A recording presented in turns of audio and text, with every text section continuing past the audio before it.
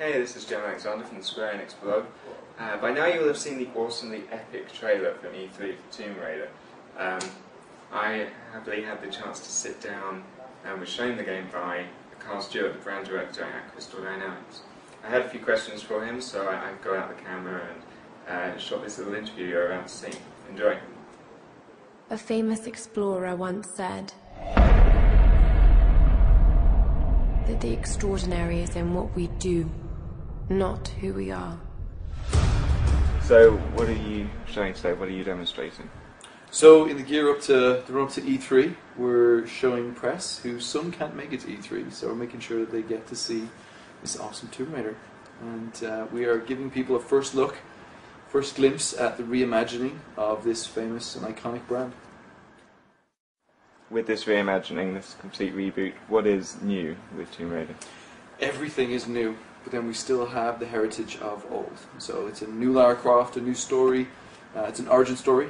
We take Lara Croft back to 21 years of age, her first adventure, straight out of college, straight onto the Endurance, a ship that she knows well.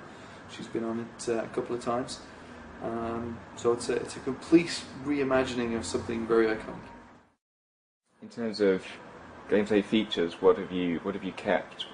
What's new? What have you done away with? Well, because it's an origin story, we have to introduce players to the very beginning of how she becomes kind of that. Well, you know, we want to get the players to that infamous Lara Croft. So by the time you finish playing the game, or even halfway through the game, you kind of step away and go, "That's Lara Croft of today." But in order to get to that point, we have to introduce you to kind of a baseline of, you know, her character, how she moves, her agility, the story of the island, the mystery around it, before we get too far. So right now the goal is to present her as that kind of girl thrust into a situation which is completely unexpected, completely unreal. She's never been in this before. And we put everything through a filter of survival, so it's both physical and psychological. There's a lot of sort of emotional upheaval of her being thrust into the situation. And in the demo itself, we show one of the pillars, which is smart, resourceful Lara. It's about a girl kind of growing into this situation, understanding physics and the elements in the world around her. So what inspired this darker, grittier nature? We took inspiration from a lot of places. One in particular was just real life stories, real life situations. We're big fans of looking at how people go through, you know, the pillars of kind of that element of survival. You know, there's the ambition. Everybody has the ambition to move forward and try something new. Some people do more than others, go further than others. And then there's the turning point. There's that element at which you kind of have stretched to your limits and you've gone a little bit further than you think comfortable. And then there's kind of the elements of putting yourself in a situation which you have to deal with there and then. And a great example of some of the stuff we studied was Aaron Ralston, who's been portrayed in the Danny Boyle movie, 127 Hours, where, you know, pretty energetic guy, loved to get out, mountain bike, hike, live life to the full. But by doing that, he put himself in a very precarious situation, and it transpired he ended up chopping his arm off to have to live. We're not saying Lara's going to chop her arm off in our game, but it's the situation that he put himself in and how he debated how to move on. He didn't want to die. He didn't want to leave himself in that situation and kind of be found a couple of years later as a skeleton in a cave. He decided to make a big decision. So for us, it's about looking at the experiences, the real life human experiences that people go through, and trying to bring an element of that into our game. In doing so, you've changed Lara's character quite dramatically. Is there did you feel pressure or danger in doing so, in changing that what's quite an iconic character? Yeah, Lara she's very dear to our heart. We absolutely love Lara Croft. We love where Lara Croft has been over the last 15 years, but we felt now was the right time to basically start afresh, go back and tell a story of a character which we don't really know, and a way to humanize her in a way. We challenge the player to come across a character that kind of has a very different outlook on life.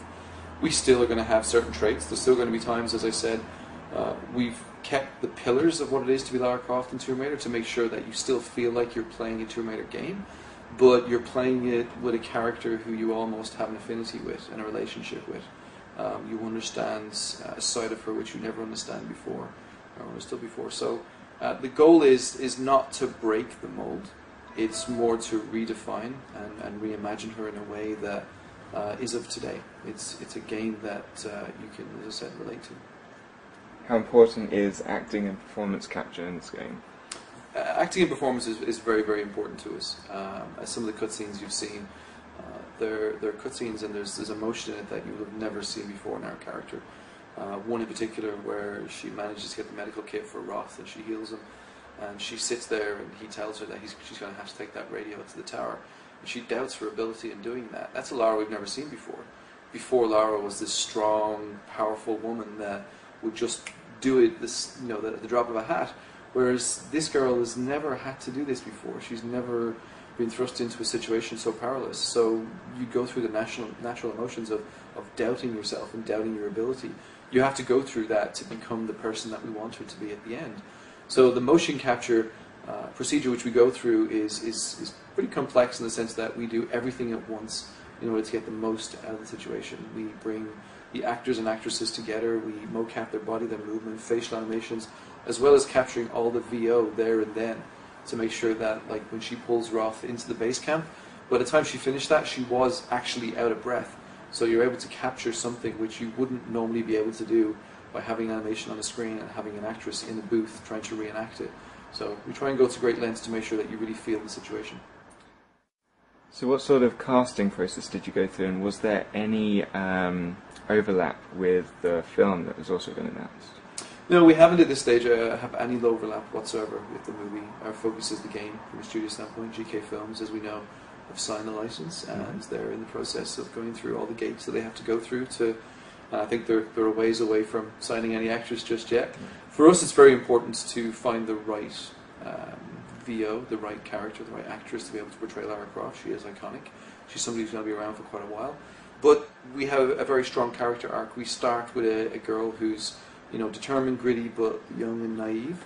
And with that comes kind of the treble in her voice of kind of the tremble, the fear.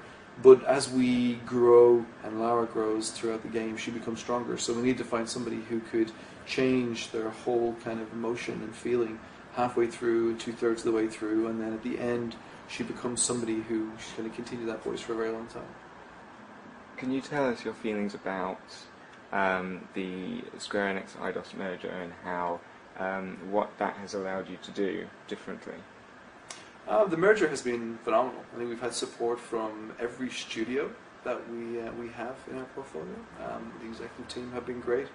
It's been a great experience to be able to bring people from all different territories into one space and sort of share ideas and share directions. But as a studio, we had already made the decision to go down this path before Square Enix had purchased Eidos, and obviously Crystal Dynamics is part of that. But since the purchase, they have been hugely supportive of our direction and let us continue with our vision. But it's been great. I have personally travelled to nearly every country we have an office and met with thousands of people and presented the game to quite a lot of different teams in our portfolio, and every single one of them have been hugely supportive, and we've shared a lot of ideas back and forth.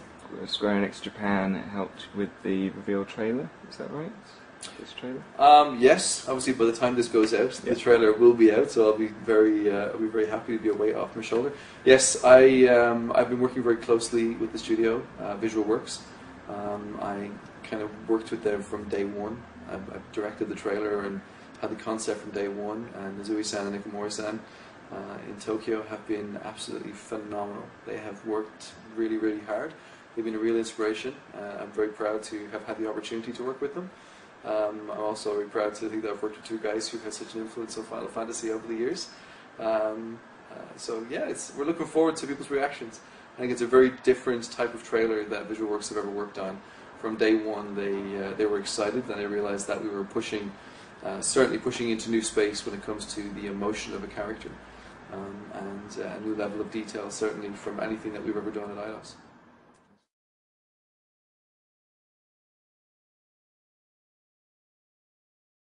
Samuel Croft asks, what influenced the decision to make this game more open rather than the more linear approach of the previous titles?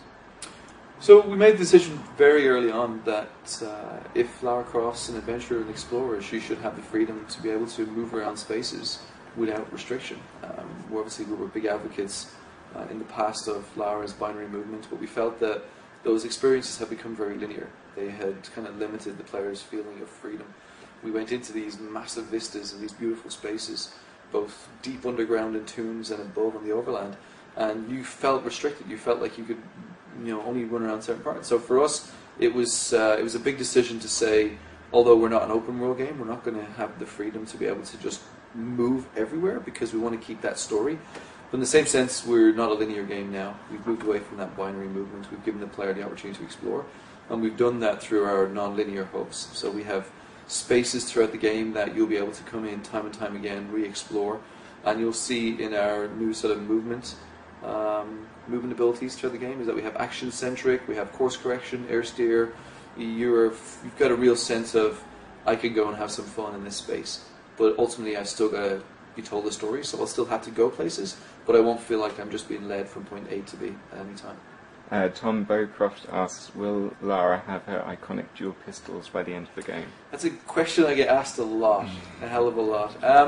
I will say I'm not going to comment on any particular sort of experience or item, but I will say that the heritage of Tomb Raider we hold very dearly, and hopefully we'll portray situations and elements that people will sit back and go, that's Tomb Raider, that's Lara Croft.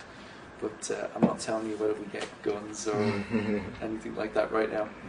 So Guns and Grapple asks, was the ship which Lara was on inspired or intentionally linked to Shackleton's boat Endurance, which was destroyed in 1912? Again, we take inspiration from many different places. We love the story of Ernest Shackleton. He was a character in his own right. He was the ultimate adventurer who was willing to take risks. And for us, it was definitely an inspiration. We love that story. So yes, the ship is actually named, in a sense, after the Endurance. And the character of Roth has some of the traits that you may find in Ernest Shackleton. That's one of the great things about building a character up from nothing. You can look around and see what you like. So yes, we love that story. Although we love the original story, not the Kenneth Branagh movie adaptation. We like the proper, hardcore Shackleton story. Finally, Evan Croft asks, how does it feel rebooting such a big IP? Is there a lot of pressure to keep things the same? There's a lot of pressure, but there's also a great sense of freedom. As I said, we've worked on the last 4, including Guardian of Light, the last 4 Lara Croft and Tomb Raider games. So we understand what it takes to make a Tomb Raider game, and we understand the perils of taking an iconic brand like this and bringing it into new space. There's also a freedom to be able to have a blank canvas to create a new experience and a new direction, but never forgetting who we're working with. And to that point, probably 70% of the studio have worked on the last 4 Tomb Raider games, so everybody understands where we are, understands what we're working on. So hopefully fans will play this game and really feel like they understand we've kept certain things that make Tomb Raider unique, but through keeping the pillars and putting it through an element of survival, introducing a new vision. It's a Lara for today. She's going to be a Lara that's culturally relevant and somebody who will last a very long time.